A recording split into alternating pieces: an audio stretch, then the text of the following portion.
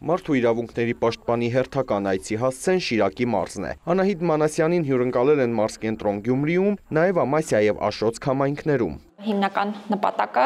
քաղաքացիների հետ անձամբ շփվելն է, նրանց խնդիրները անձամբ տեսնելն է, քանի որ մի բան է, որ գրասենյակում նստած պարզապես կարդում ես մարդկանց հարցերի, խնդիրների մասին, մեկ այլ բան է, երբ ինքդ տեղում ես տեսնում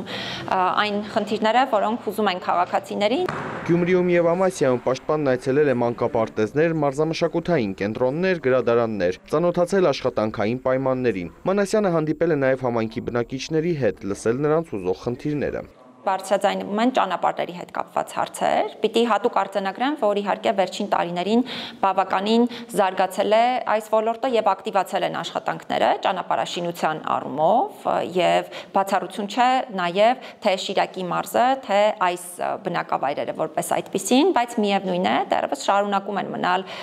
ճանապարհներ, որտեղ դեռևս կարիք կա շատ լուրջ ճանապարհաշինական աշխատանքների եւ ես կարեւորում եմ, որպեսզի իրավասու մարմինները ուշադրություն դարձնեն նաև այդ խնդիրներին։ Համայնքի բնակիչները բարձրաձայնել են նաև այլ խնդիրներ՝ կրթությունից մինչև զբաղվածություն, քննարկել դրանց հնարավոր լուծումները։ Շատ կարևոր է զբաղվածության հետ կապված խնդիրը, որը հատկապես տարբեր բնակավայրերում,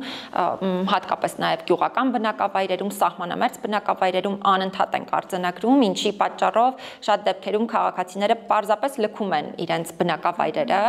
եւ պետությունը